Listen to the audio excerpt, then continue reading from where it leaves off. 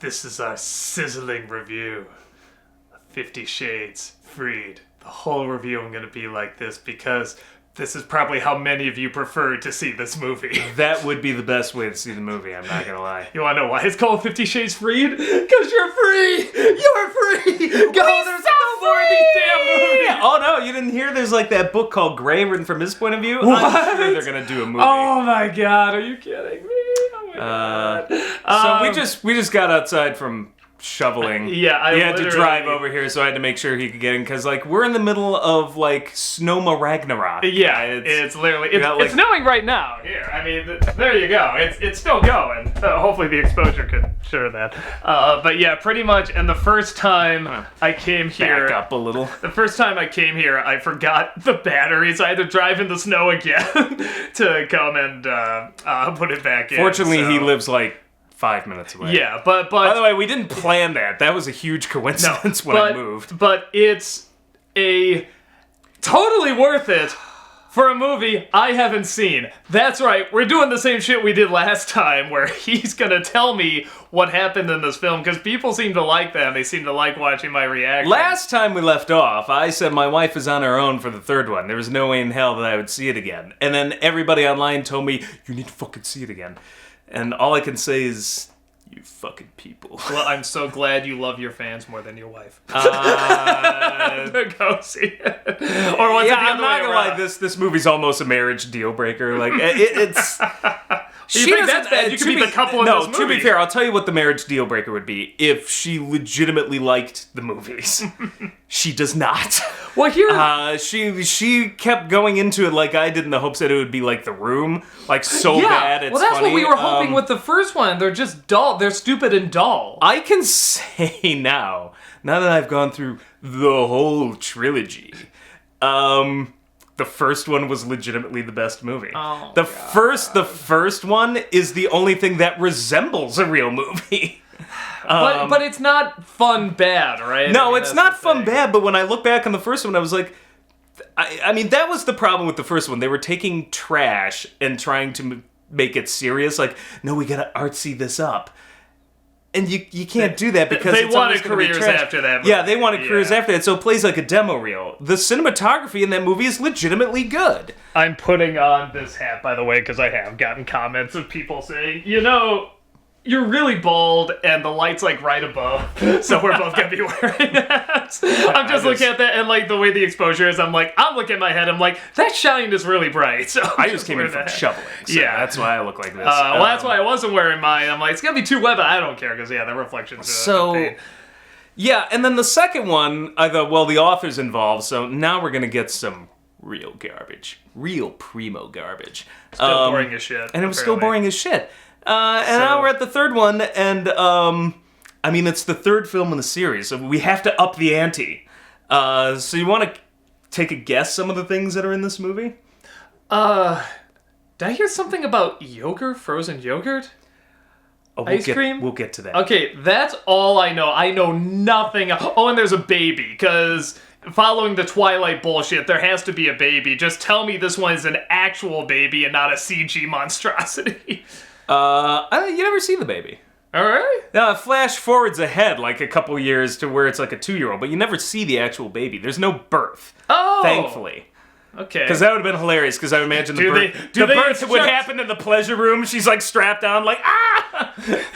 The baby goes straight into like a sex swing, like, do they instruct the child in the ways of S&M? I don't know, but the fact that she gets pregnant... How are they going to explain to that kid how they met this goddamn story? If ever there was a case for giving your kid up for adoption, this is it. And it has nothing to do with the fact that they're into BDSM. I don't give a shit about that. It's the fact that they're two very fucked up, broken, emotionally unstable people who should not be raising a cat. But not in a way like a Tennessee Williams, like, wow, aren't they fascinating? It's just... You're supposed to sympathize, but you don't, because they're insane. No, I mean, his initial reaction was, you're pregnant? Fuck you, and he goes out and gets drunk or something. So I'm just like, yeah, this is gonna work out great. That's awesome. But yeah, at Happy the end of it, I'm Valentine's just like, this kid's just gonna be wrecked. Fucking wrecked. This is the first one that's not over Valentine's Day released? Aren't they usually Valentine's Day? Well, it's close enough. Well, that's because Black Panther, the much better, better movie that has black rubber and latex and things in it. Yeah, that's gonna blow that away. But yeah, no, so some of the things that happen in this movie, kidnappings, knife fights, gun shootouts, car chases, arson. And it's all just a big sex game. No. Arson, there's a hacker, court cases, the surprise pregnancy, near miscarriage, and there's a twist. The twist is it's really fucking boring. I was gonna say, I don't know how you do that! In the last film, didn't nothing happen? That's what people were saying. Even when something happened, nothing happened, and suddenly they throw all this shit in there. It's the exact same thing here. It's like, all of this shit happens, and not once did I believe a second of it, or there was no suspense. I'm like, how can you have this much craziness in one movie? I mean, the final Twilight movie, those were trash too, but that shit was hilarious. Oh yeah, that was amazing. That's what I was hoping. I'm hoping this was gonna be like the last Twilight movie. That's what I was hoping. By far the funniest. That's what I was hoping. It is not. Nope. The film opens up with the wedding of the century. They get married.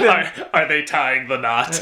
Yeah. Oh, they're tying some knots, all right. I was gonna say, did they use that in any of the advertising? Wouldn't that have been just brilliant? I'm sure some idiot. I feel like they must have. That's way too good to pass up.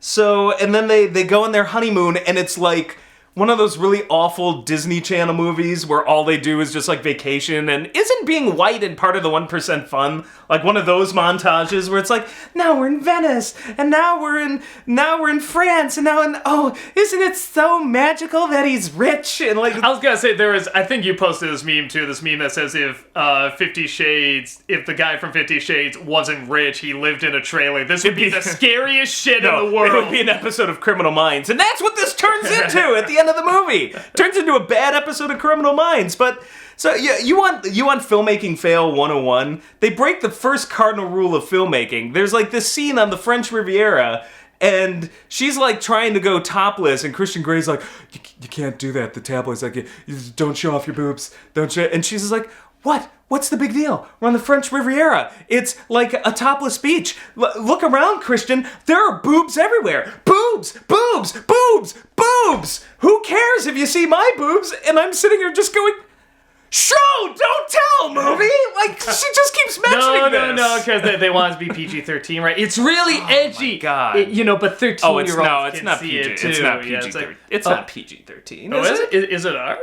There's enough nips flying around that there's no way it's PG. But I'll tell you this, it is definitely R and not an NC-17 they're or so X soft, and I forget them so quickly. I just assume they're PG-13, but you're right. I think they're basically pornos with all of the graphic porno bits removed. Yeah. It makes the R rating, but yeah, in which case, why are you watching it? Yeah. But yeah, that was good pornos. That was the first thing. I'm like, don't tell me about all the boobs you're seeing. Show! Make it an interactive part of the experience. Bring me into the movie. They have to know, so a lot of guys are dragged to these movies, so come on, give us a little something for us. I was amazed. Well, okay, so we had bad weather last night. The snowstorm had started. But so there was less people there. But for the 30 of us that were in the cinema, I was still amazed that I counted 6 guys.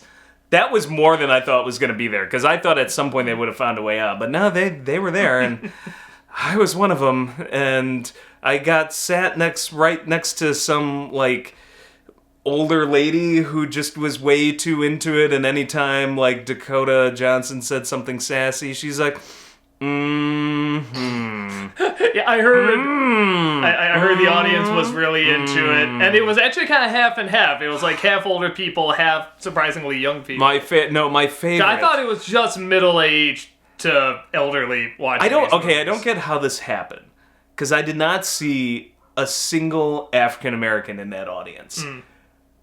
But I swear I somehow heard that, because from the very back, whenever she would say something or have some witty comeback, I would just hear way in the back, oh, no, you didn't! films. Okay, look, these 50 to 60-year-old women, I mean, this is the closest thing they have to feeling edgy, to feeling street, to feeling young, shocking. But it sounded like younger kids, and I'm just like, I saw no black people in this audience. Where are? I was like, were they too scared to like? They're just like, I can't be caught dead here. We have to sneak in. Like, did they like drop from the rafters, sneak in through a back door? Like, and then my favorite is at the end. There's like some twist. So like early on, there's this bad guy who's like chasing them, and it's like, oh, he went to a foster home in Detroit, and then Christian Grey's like, oh, I went to a foster home in Detroit.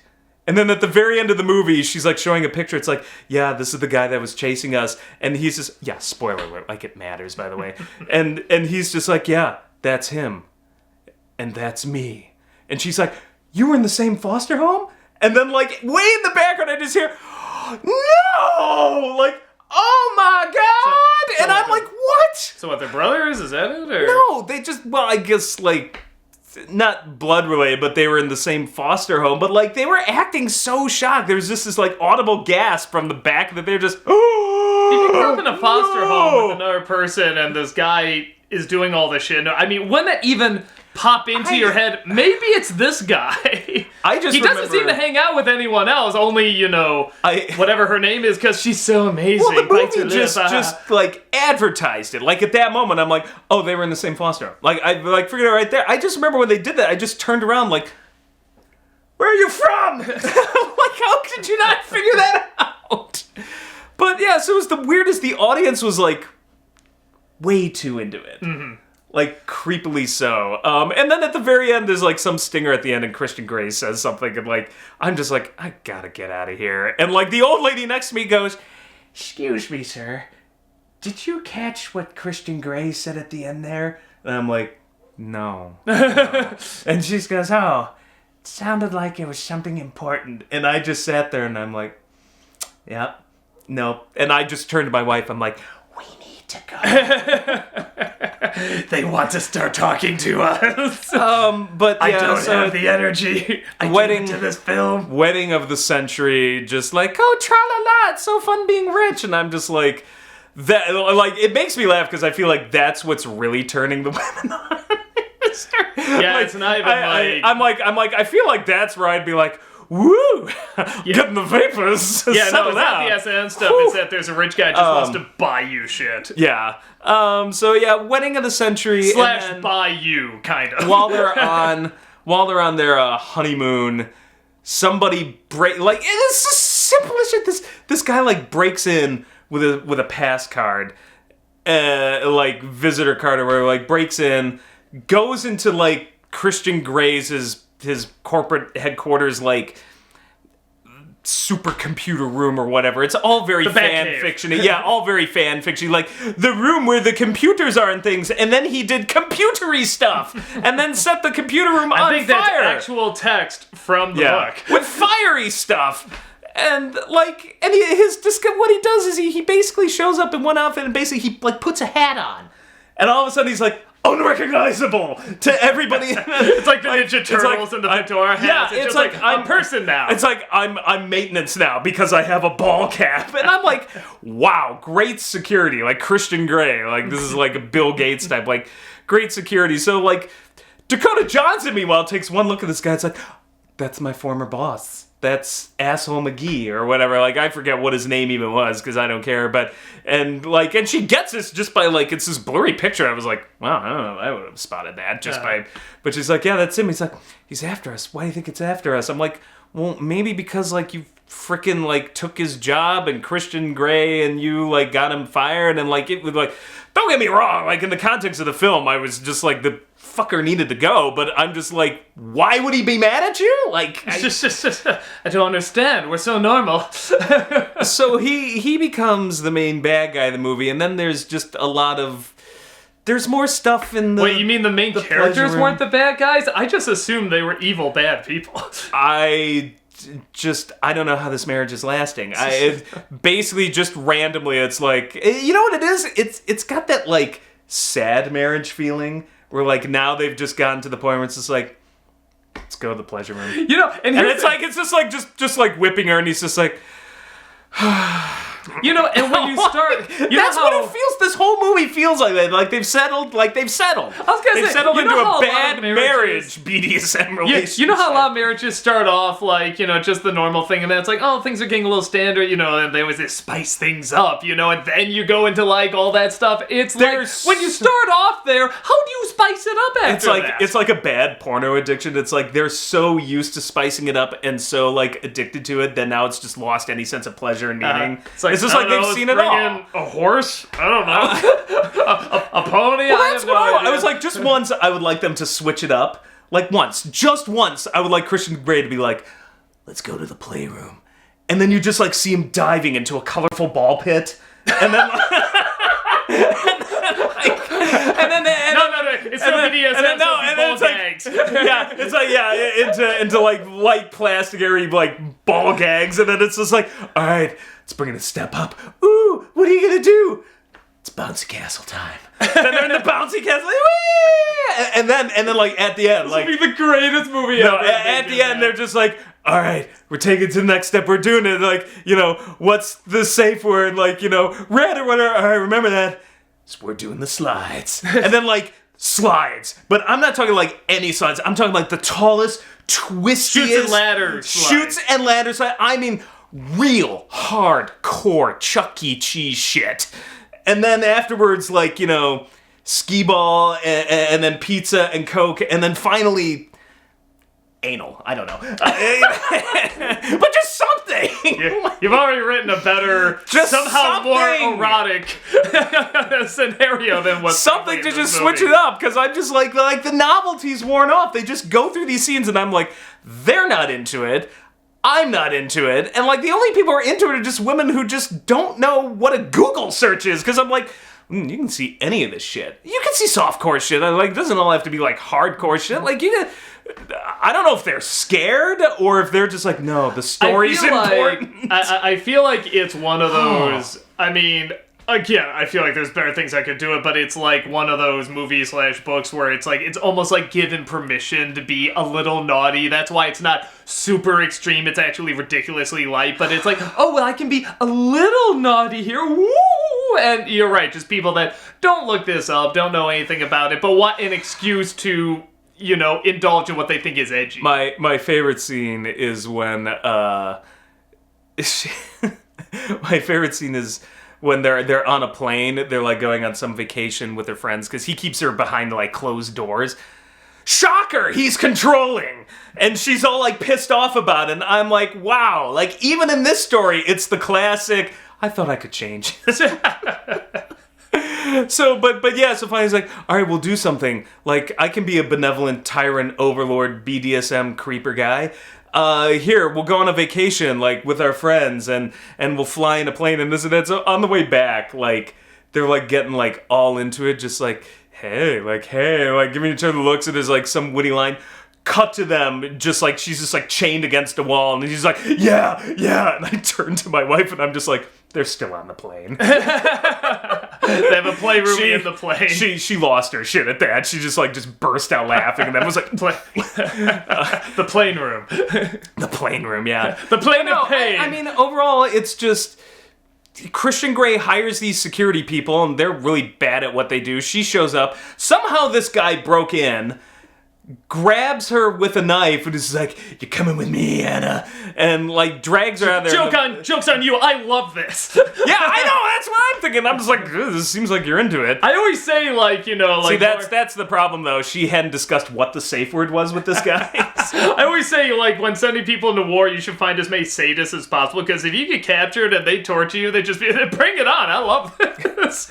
But, so the security guy's like, all right, put the knife down. And then, like, the security woman, who's got to be, like, 3'5", like, literally, like, points up, like, the gun at the guy's head. And it's like, yeah, drop it.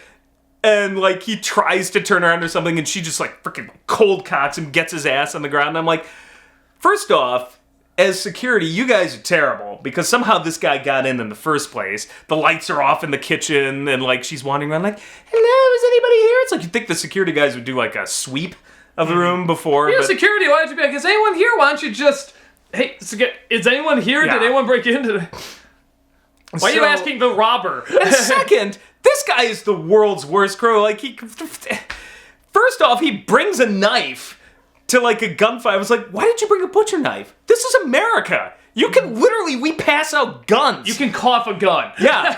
It's like a Pez dispenser. It's like, hey, you want some semi-automatics? And, like, he just brings a butcher knife to this, goes down like an idiot, but of course, like, at the court case, they're just like, well, you seem like a real danger to society, and you totally attacked this woman with a butcher knife, broke into this apartment, and, he gets off, doesn't he? Yeah, but you claimed that she had slept with you first. This is a female judge, by the way.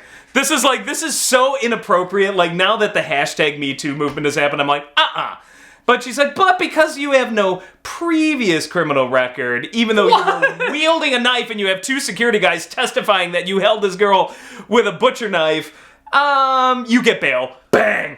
I know. And he posts bail. I of know course. you killed this 5-year-old, but seeing how it was the first 5-year-old you killed, it was you the didn't get first bail. time bail. You didn't get bail. So he gets out. So he's still running around, and then while they're on vacation to try to put their like marriage back together, like he's always like, oh, I'm worried about you, and she's like, I'll be fine. It's like, but no, I'm really worried. I'll be fine. And then there's legitimately somebody chasing her, and all of a sudden it's just like, I'll be fine.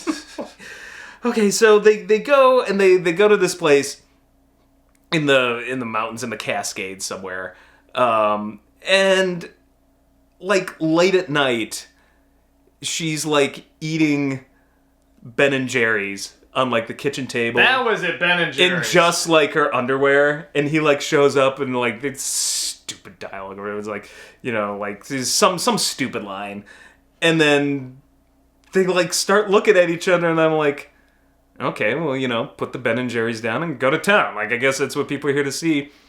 Nope. They just decide that they're going to incorporate Ben and Jerry's now into their sex life. And I'll say this, like, that was one way to switch it up. I did not see that one coming. Is that the name of the Ben and Jerry's? Yeah, I didn't see that one coming. Americum dream. But so she's like, she like takes it and is like slapping. She's slapping. Oh god, she's slapping a spoon full of cold ass ice cream on his chest, and I'm just like, that's cool. And then he takes him. He's like rubbing it on her nipples, and I'm like, all I'm thinking is cold, sugary, sticky, milky cream. I'm like, whatever your kink is, that's fine, but I'm like, I just gotta imagine it's uncomfortable. And then she takes all of this is uncomfortable. She takes the Ben & Jerry's, a spoonful of it, and like drips it down, and it just goes sliding down his happy trail like an avalanche through the forest of pine trees, through the firs, as it were. And I'm just like, oh, and then she just is like with her like lips and tongue like just goes down there like, and I'm just like, ice cream and pubes. No, just stop. I'll say this is at least more what I was expecting. That is this is the only time where it got like that sounds so ridiculous, like, but it sounds funny ridiculous, and I can even see someone being like, you know, ooh, you know, like it's so goofy, but it can be like weirdly erotic to an audience that doesn't. I think what terrified me is just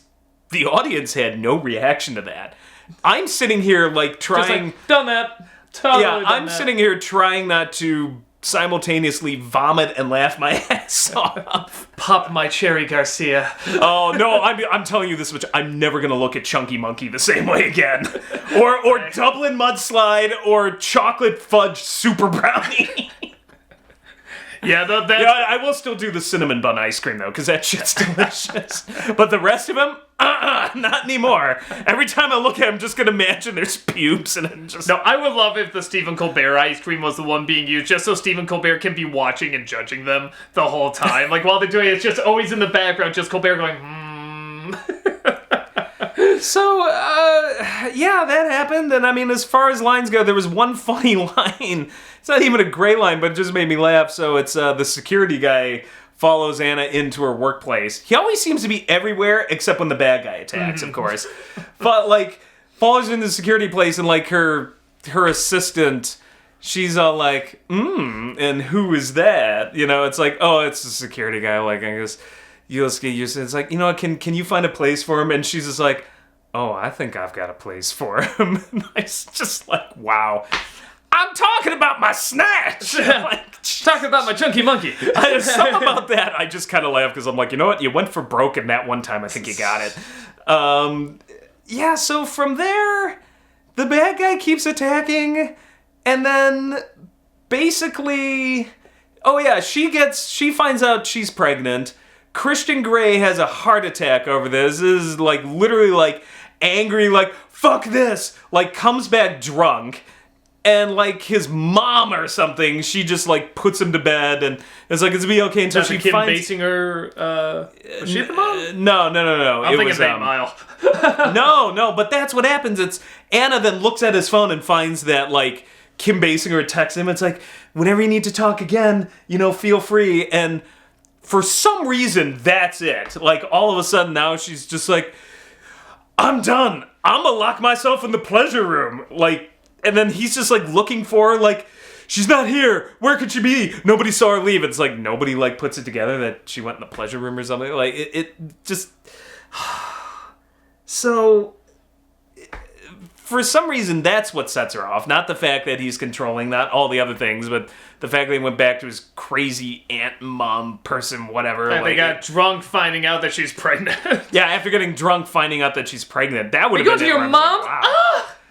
And I think the other thing that the other thing that shocked me was there's like this scene, like, okay, so she gets attacked by like knife point, like butcher knife, and like hair grab, pulled knife to her throat, like shots nearly fired and everything. It's like for what it is, it's like, okay, this is like a kind of legit scary scene. You know, nothing's really gonna happen to her, but I'm just like, wow, like if that ever happened to me, like I'd be like, holy shit, like you need some time to recover from something like that. I'd be hoping a 3'5" cop would save me. It's literally like a day later, and she's back in the pleasure room. Like, just get, and I'm just like, I would Jesus. need a break. I would be like, you know, I literally I wouldn't look at anything in that room the same way. I was nearly like kidnapped or murdered or I had a knife violently right here. assaulted. Now you want me to be and now you've got me blindfolded and are basically like halfway, like basically like attacking me with a violin. I actually like it even more now. Yeah. So then she's like, stop, red, and like that's her safe word. I thought her safe word would be fire my agent, but yeah, no, red, and he's like, okay, I'm like, oh, okay, I'm like, the movie's gonna go there, like, it's just too much, like, after everything that happened. No, you wanna know what it was? She was pissed off because he was using it as revenge because she, like, wouldn't listen to him. So he's like, how do you like it now? How do you like it? And she's like, I don't like it. That's not love. Like, that's revenge. I'm like, that was the problem? Like, I just... The weirdest things upset these people. I don't know. Like, I'm not into that scene, but if anybody watching this is, if you're in the BDSM scene, would you just be able the next day after you're, like, violently assaulted, just be like, oh, yeah, I'm right back into the game? Like, or would you just be like, maybe I need to take a break, because, like, my nerves are a little jittery? Like, Again, maybe it was like, no, I like do this every night. Guy holds a knife to my throat. I don't know. It's just. And I know the responses are going to be, listen, this doesn't represent anything, and I get that. But I'm just saying, just as a legitimate point, I'm just like, wouldn't you? Cause so that happens, and then finally, then there's a car chase in the middle of this movie where it's like we're being followed, and it's the bad guy, like big shock. And they're on, like, the Alaskan Viaduct in, like, Seattle, the big double-decker expressway that runs through Seattle. And they're, like, weaving in and out of traffic. They get stuck back and say, cut to the left, do this. And I'm like, on that highway? Are you shitting me? That highway never moves. I used to live in Seattle. Is that during the no day way. Or night? During the day. Oh, bullshit. Bullshit. Nope. Yeah, they have one scene where she, like, gets stuck behind, like, this car. And she's like, come on, buddy, move, like... Hunk, and I'm like, that's the whole chase scene right you there. You are lucky you are doing 65 on this road. Are you shitting me? Now try doing that on the 405 or the 5 up there. Like, geez. So, go for the S curves like that. So, yeah, there's like a car chase, and even that is just boring there's like a scene where he's just like, hey, I bought you this giant like $12 million mansion. That was my favorite. Like he's like, I bought you this giant so that you can have a home. And a like, modest home. First off, he's like, well, what do you think? Aren't you going to say something? And I was like, the first thing I ever said was like, you know, you can discuss these things with me. Like, my wife and I have an agreement. We love those Lexus December to Remember commercials. And we have this mutual agreement. There will be no Lexus December to Remember. If we buy something major like a car, the other one is knowing. That's not a surprise gift. Yeah. The only thing you can give the other person is the giant red bow. I was going to say, what do you do with the bow after that? That's always my biggest question. I'm sure I know there's a lot of questions about the car, but what do you do with that bow? He's just like, budget's $12 million. It's like, well, aren't you gonna say anything? And she just goes like these pursed little lip kiss, like 3 or 4 times. I love it. I turned to my. I love my little $12 million mansion. I'm sorry. I turned to my wife. It's cute. That mansion's cute. 12 mil. It's adorable. I turned to my wife and I said, if I ever buy you a $12 million house and all I get are 3 little pecks on the lips.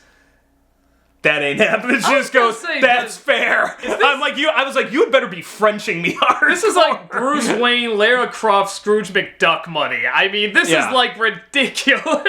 Yeah, I'm like, $12 million house, I had better get one long French kiss. That thing had better be a record breaker. No, I expect like just suddenly somehow the pleasure room just comes outside and you just do it in front of everybody, like you don't even wait, just somehow it's all right there. It's like, I have the pleasure room actually right here, so that you can tell me how you feel. There's some side plot about the architect who wants to redo the house, like not listening to and like totally hitting on Christian, and then Anna lays the smackdown. I don't know, that was one of the few scenes that I kind of just enjoyed, just because she, like, they've got the plans drawn out and Anna already hates the plans, and this chick is obviously hitting on Christian, like, hardcore, and, like, just ignoring Anna, and it's just like, well, it's about what Christian wants, and Anna's like, no, it's about what we want. And so finally, like, Christian leaves, and she's like, so, like, what should we do? Should I just draw up these plans? And, like, Anna just sits her ass right on the plans, and she's like, listen, just, like, sits on them, probably shits on them for good measure. Wearing no pants. Again, it's 50 Shades. Sits on them and basically says, we're going to do the house the way I want it, and if you want this job at all, you're going to stop oogling my husband. And then afterwards, I just want a loud, audible fart. I was going to say, like, and then a little, like, like to top it off. And you have to clean that up. Yeah. Just be grateful I didn't have super chocolate fudge brownie Ben & Cherries before, because I'm lactose intolerant. So that was like slightly amusing, but it's like, but then they set it up because she's like also, I think the architect's like also hitting on her friend's husband, but then in the end you find out that no, they used to date, and it's so that the husband could like get a wedding ring to propose to Anna's best friend, and I'm like, twist? Like the movie's just settling on that, and I'm like, who gives a fuck? And then boring spankings. Like, that's what it feels like. It's just like the most boring plot without any suspense. You look like you're spanking your baby doll. And then occasionally, like, and occasionally it's just like, here's some tits. Yeah, I just realized this movie would be more entertaining if, like, Anna wasn't a real person. It was, like, just a sex doll. And, like...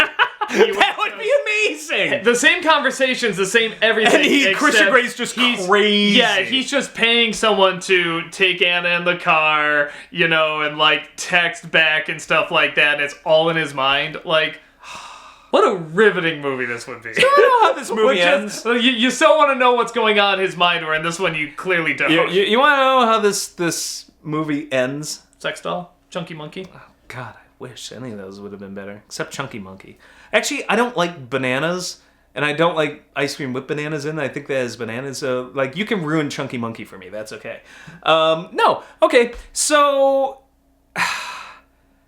what is it? Christian Grey's sister gets abducted by the bad guy, the crazy boss from the second film. Is this the first time we've seen the sister, or was she in the last one? I think she's been there, I think, from the beginning. Oh, right, but she's like a side character. She's one of the girlfriends, and she's like, no, she's like one of the family from Twilight who they're always just kind of there, but you don't really know jack shit about them or really care. So she's in, it's like, you've changed Christian so much. He cries now, and he only does it while masturbating. That's a step up or something. I don't know. She goes missing, and Anna gets a call, just like, missing something, like, I have, like, your, like, Christian Grey's sister, and she's all, like, tied up or something. And he's like, here's what I need. I want you to get me $5 million, and I need it, like, in 10 minutes or something. And, like, you're gonna do this, or else she dies. And don't tell the cops or anything, and don't tell Christian Grey or anything. I've got people everywhere. I know what I'm doing. There'll be a pickup car, like, just doing. She's like, but I can't do it. It's like too fast. I'm never able to get $5 million that quick. It's like, just fucking do it. And like, it's like you'll figure it out, just like you figured out how to get my job. And it's like, what a kind of weird person to kidnap too. Does she have no other, like, wouldn't it make sense for her, like, didn't she have like a friend or like the secretary or whatever, assistant? You know, wait for it. Wait for the secretary. It's like, okay, it's like, if I found out my sister-in-law was kidnapped, I'd be like, well, that's awful, but I mean, like, I got other people that, you know. Okay, so that's be more you. That's one of the big twists, is that the secretary at her workplace at the publisher is in on this kidnapping. What? Yeah. Like, when she gets into the pickup car, the secretary's there, and she's like, why are you doing this? Like, shut up, just drive, give me your phone. Like, but the thing is, if you were watching the movie from the beginning, from the get-go, she's just like, oh, so now you're married to Christian Grey. It's like, oh, you got a new job. That's really great. It's like, well, best of luck to you. It, like, wanders off with, like, that sexy walk that says, I'm, like, so pissed off right now, like an angry cat. Why doesn't he contact Christian Grey? I don't get this. Why contact Anna? I don't... Okay, or will this all, quote-unquote, make sense? Oh, no, it's not going to make any sense. It's only going to get worse. Okay. So she's like, okay, I gotta do this. So, first, okay, let me make one thing perfectly clear. This is the lamest bad guy ever. He, like, just looks constantly like he's just got, like, just kind of, like, crazy eyes, and he's unkempt, and I don't believe this guy could kidnap a dead fish. I don't think this guy could kidnap Princess Peach if she was, like, bound, gagged, thrown in a sack, and had a sign on her that said free hugs. Like, he was literally mailed to him. Yeah, and mailed to him. FedEx. He couldn't kidnap her. And, like, this guy is, like, such an idiot. He went down in the office, brought a butcher knife for this, and I'm supposed to believe that somehow he is a super hacker, arsonist, genius, master kidnapper who has, like, rigged this whole thing and come up with this whole scheme, and he's a master blackmailer. I feel like if he could do all of this, he would be doing other things. He wouldn't be focusing on her or this kidnapping. It's like he has a ton of other talents. They're literally trying to tell me that this guy is, like, some super genius that belongs on Silence and Lambs or Criminal Minds or something. But he looks like that drunken guy who he looks like that drunken redneck who gets arrested on cops for doing donuts in the bowling alley parking lot. And it's like, and they pull him over, and it's like, problem. I'm like, that's what he reminds me of. And I'm like, this guy? Like, really, this guy accomplished all this. All right, whatever. So he's in some warehouse somewhere in the greater Seattle area. She goes to the bank. And what is only the worst bank manager I've ever seen is like, oh, $5 million. Okay, cool. Well, here, you'll need to write yourself a check. And, all right, can I see some ID? Like, oh, all right. And I'm just sitting here and I'm like, wow. Well, again, remember, $12 million gets you 3 pecks on the cheek. This is the bank manager, though. Mm. No, I'm like, this is just the way this world works. I'm just like, to be rich and white. Like, all I was like, man, it's like, how do you just walk out with 5? And she's like, yes, and I'm gonna need it in a bag with a big money sign on it. Practically. Like, that would have just been the ultimate, just like a Scrooge McDuck money sign on it. They literally give it to her in a Big Lebowski-style drop-off duffel bag. And he's like, well, do you want somebody to help you carry it? Because it's going to be very heavy. It's $5 million in, like, $100 bills. And this duffel duffel bag. And finally he's just like, your husband wants to talk to you. And she's just like, Christian, hey, what's going on? Like, you're at the bank? Like, you're like withdrawing like money? Like, are you leaving me? He said, I can't. And he's just like, okay, you know what? Just whatever you need to do. Like, here, hand it over back to the bank manager. And she's like, he wants to talk to you. And the bank manager's like, hello, free money giveaway. And he's just like, whatever she wants, just do it. That's all. Right, yeah, that's all he said. And he's like, okay. Like, what?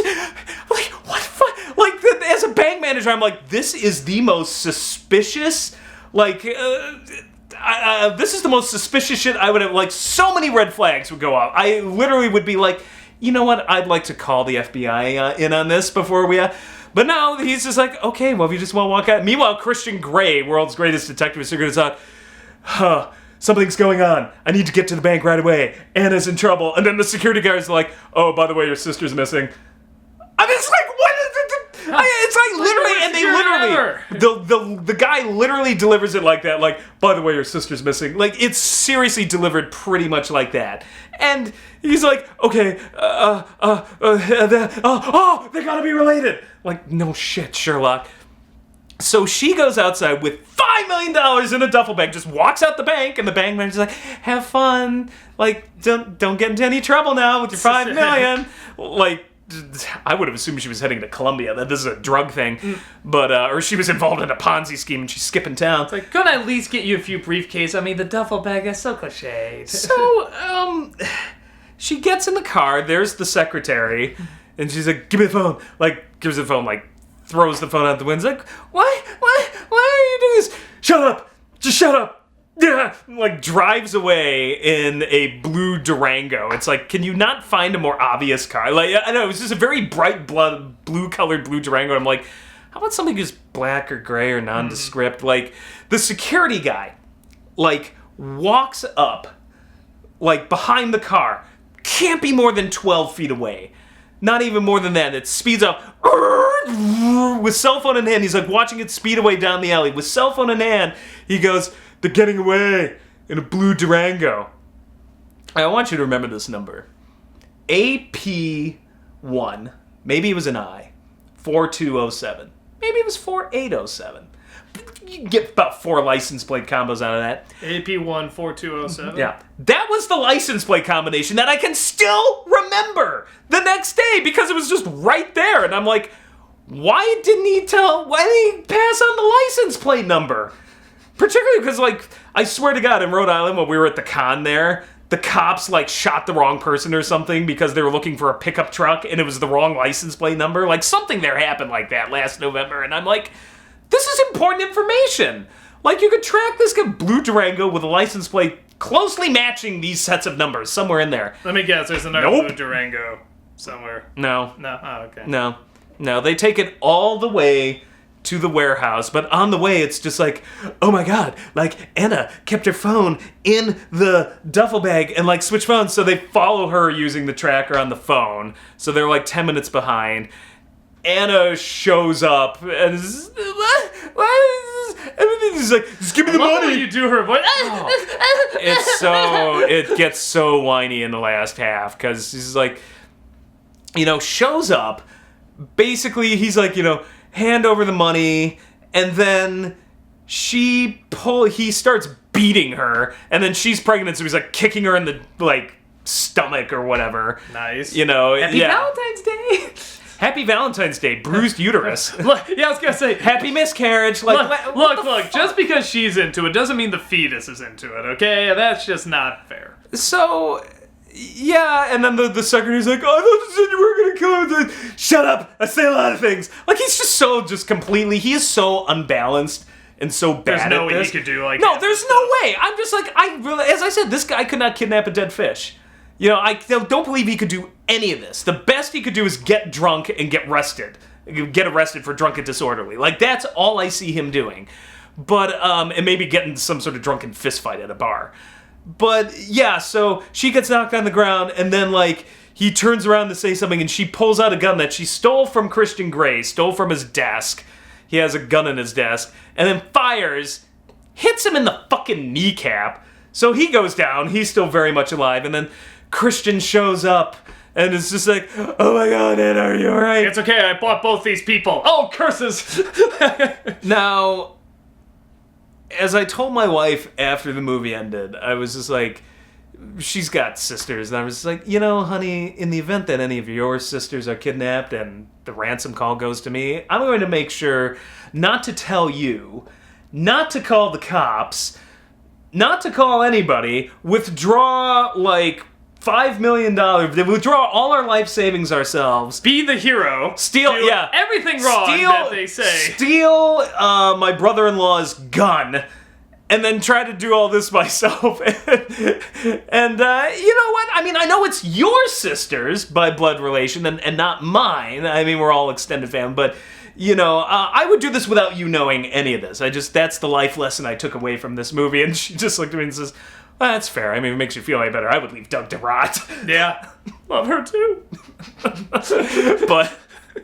But yeah, we had a good laugh over that. I was like, she literally did every wrong thing. I'm just sitting there, I was like, okay, if you want to discuss with Christian not calling the FBI, it's like, you don't even, it's his sister, not yours. You dumb broad! Like, I couldn't believe what I was watching. It's such a weird. I know. Like, why that person? She has no other friends. Oh, wouldn't it make more sense to kidnap Gray?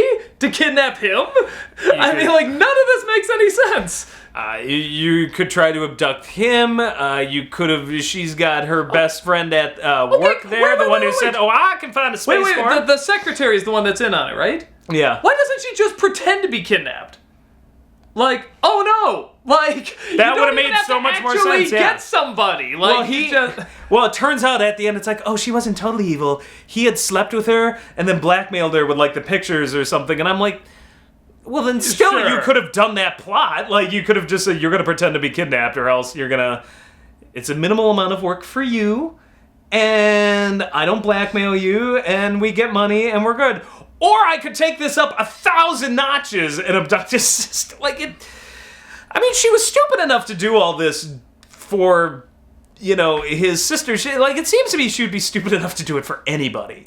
I'll say this for... and make all the wrong decisions. Like, wanting to save somebody's not the problem, but, like, making all the wrong decisions and going along with it. I'll say this for two movies where very little happens. It is funny that suddenly they just throw all this shit out of nowhere. All of this. And you're right, but it doesn't match any of the other insanity before it. And a near miscarriage, because at the end they, like try to, like, trick you and make you think, like, oh my god, is she gonna lose the baby? Like, and no, the baby comes out fine, and then the final shot is they're at the $12 million house with their kid wandering around, and they're like, tee hee hee, we're happy playing in the backyard, and I'm just like, isn't that what it's all about? Being really, really rich. Like, Mom and Dad, what's the playroom? Is it what it sounds like? Yes, can I go in? No. Maybe when you're older. Yeah, that was it. And for a movie where all of that shit happens, I swear I kept looking at my watch, and I was just like, time has stopped. Like, I swear to God, I kept looking. It was like, we saw the movie at 7, and I swear I kept seeing 8 o'clock again and again and again. Like, I'm like, I'm in a time warp. I'm in stasis. Time is standing still for this movie. It's like, the watch is broken. Something's wrong. Get me out of here. I literally had a moment in the middle of the movie where, like, we were in the middle of the raging snowstorm, and I'm like, if I just walk outside into the snow and never return, would I prefer that to sitting through the rest of this movie? And I thought long and hard about it. I was like... Cut to you from the end of The Shining. Yeah, this is my frozen body. When I hit the restroom, I stared in the mirror for a while. And I'm just like... What are you doing? Meanwhile, the makers of this movie are like, that's what we wanted you to do. Yeah, but not doing it for the reasons you want. I had, like, an existential crisis. Like, I just was staring at myself just like, who are you? What are you? It's so bad. So bad. And you know what? I don't feel... Don't cry for me. because there are no more tears to shed. I don't feel bad for myself. I did this to myself for you, a-holes. And no, it's and I don't feel bad for anybody who showed up to see the movie, because by now you know what you're gonna get. And I held out no real hope. I thought maybe it would be like the final Twilight movie, because they're all just not so bad it's funny until that last one, but I didn't think it was going to happen. The only people I do feel sorry for, it's like those who are into safe, consensual BDSM. To have that out there is just kind of a representation of, like... you have my condolences, and I'm like, just know, I think most people don't think that represents anything, and the sort of people that do, just... God help them. No, I feel like the people that do think, like, yeah, this is kind of what it is and everything, like, they're never gonna fully really do it. They'll be like, ooh, use a shoelace or something. Ooh, now I'm 50 Shades, like, they're never really gonna do anything anyway, and they're never gonna, like, probably talk to anyone that really knows this stuff. There are people I kind of feel sorry for. I don't think it's worth getting that worked up over, just because I don't think it's gonna have the impact. We're already on the third movie, and did you notice that it just felt like this just came and went and nobody gave a shit? Yeah, the second one. I feel like if you're in that community, you have my condolences, but I think this is gonna blow over. In a couple of years, people aren't gonna remember this at all. The other people I feel a little sorry for, I mean, I'll be very honest, the people who make the movies. I don't think any of them really want to do it. They do it because it'll get their name out there, it'll get recognition, it'll, and again, I mean, after watching the first film, I mean, it's one of those things where it's like, I'd hire some of those people for other films. I mean, it's a terrible movie, but it's like, I can tell that it's trying to be stylized. It's actually trying to do something, whatever. I wouldn't be like, never use those people. It's like, no, I could see putting them in something else, I'll tell you, that's one last thing. God, I wish I could remember the name of this movie. Well, first off, Mamma Mia 2 trailer, right before 50 Shades of Grey. I literally sat there and I'm just like, this is hell. This is my hell. I have arrived. I died, am in hell. Where did this happen? I kept going through my life. I was like, at what point did I die? Somewhere this happened. Like, I'm in hell. But the second thing was there was some sort of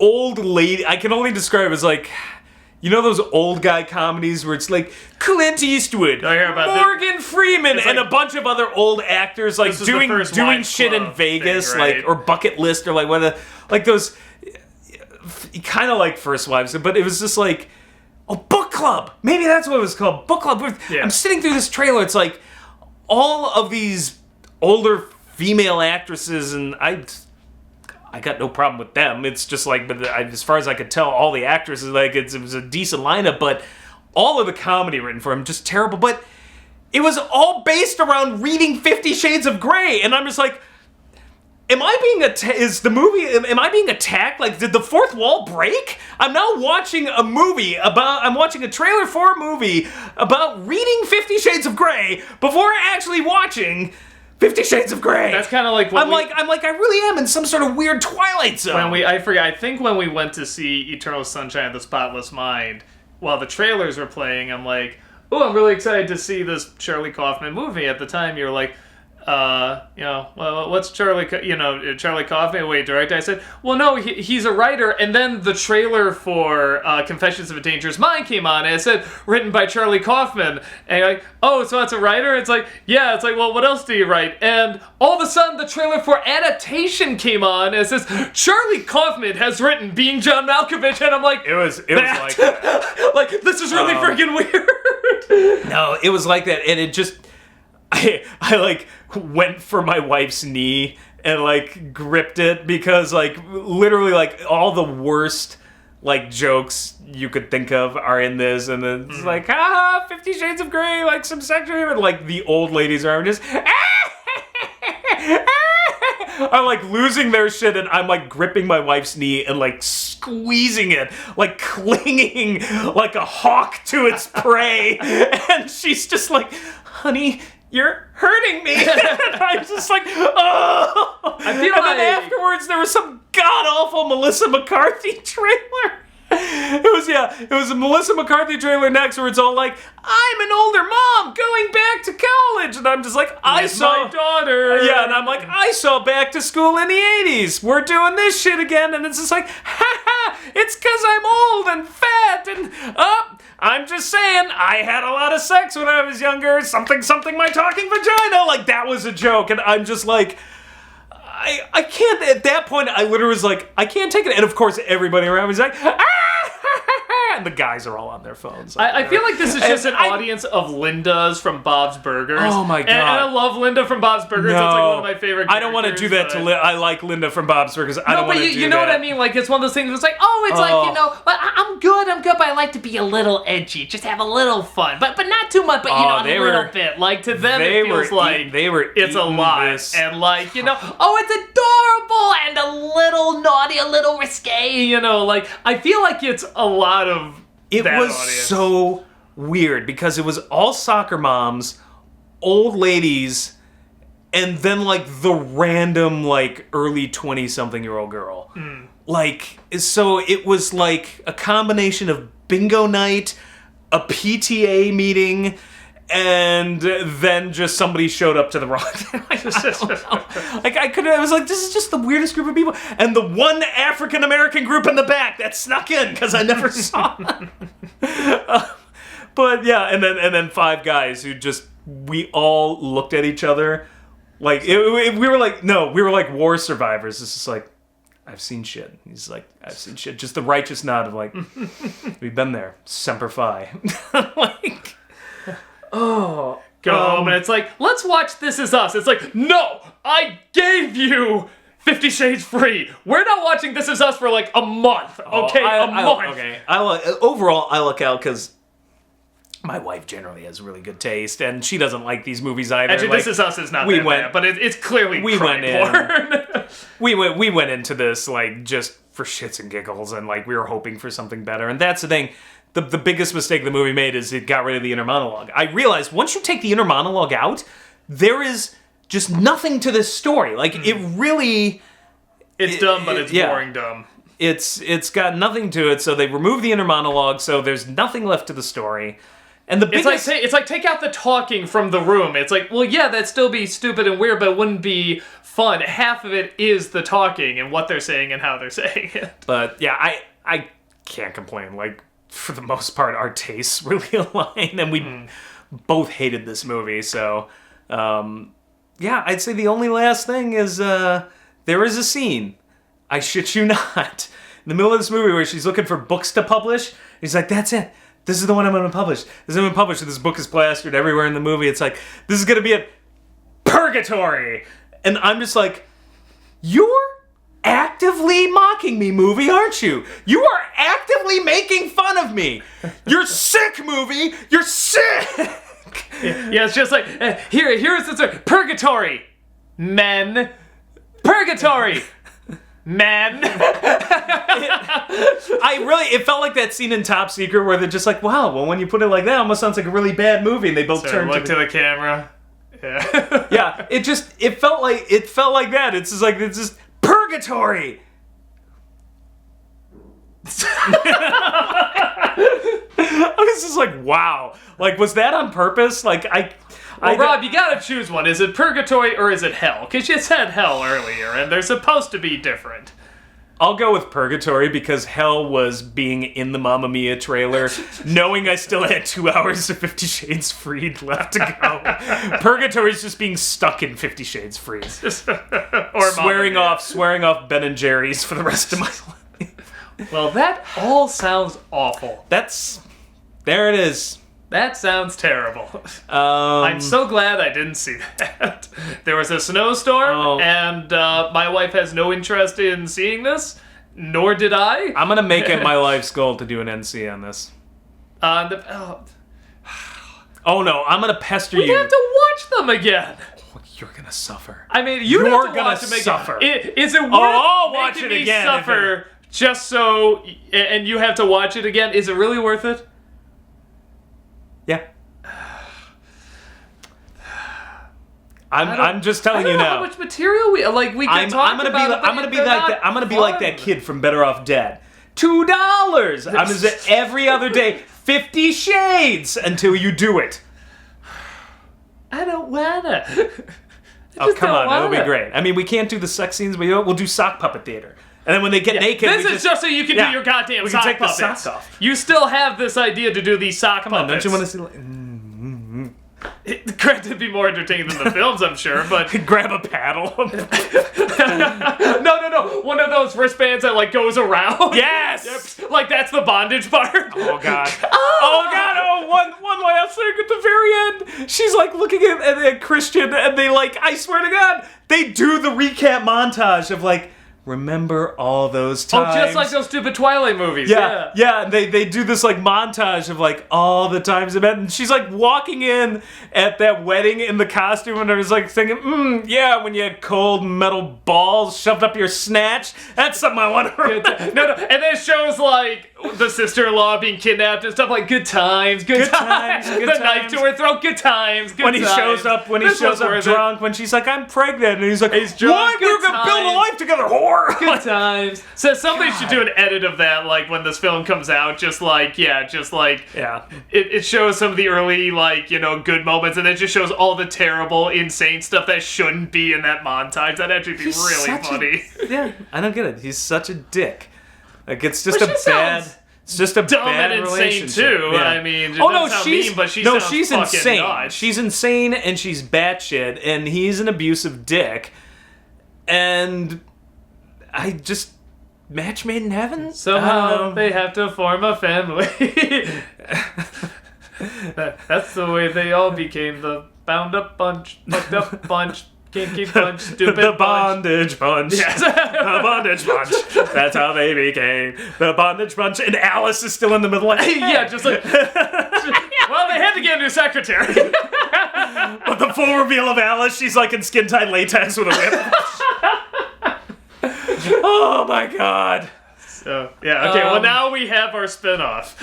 Now we have a way for these movies to continue. And it's all told from her point of view. Oh my god, I would love just like her inner monologue just describing what's going on. Like Alice, the maid, just constantly describing all the crazy shit that's going on. Just her going, well, that's strange. And she always has like a one-liner. Their Hawaiian vacation where they fall under a tiki curse, like statue curse or whatever.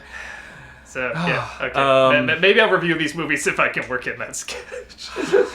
These movies need Alice from the Brady Bunch. I got nothing anymore. I've been shoveling all day and I'm spent, and Brian took a shovel more. Yeah, this has sucked the energy out of me. Well, we'll go from shoveling bullshit to shoveling snow. But there it is. 50 Shades. We so free!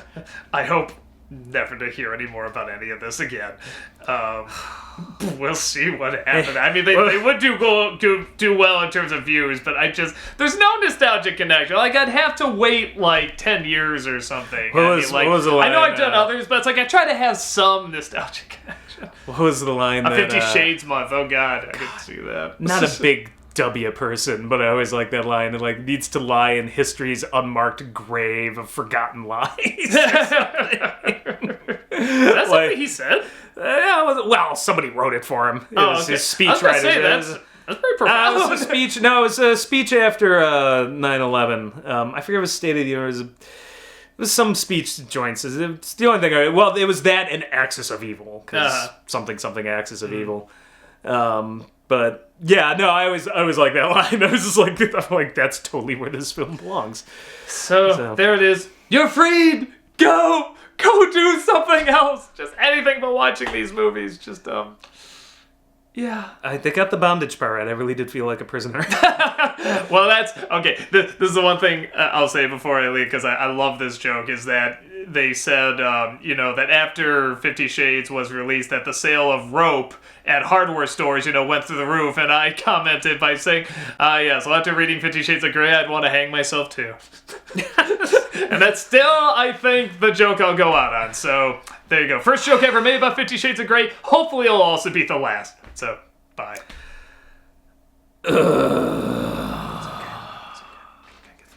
Don't touch me! No, we're gonna be okay. It's gonna be okay. Oh, this is the movie. It's gonna be okay!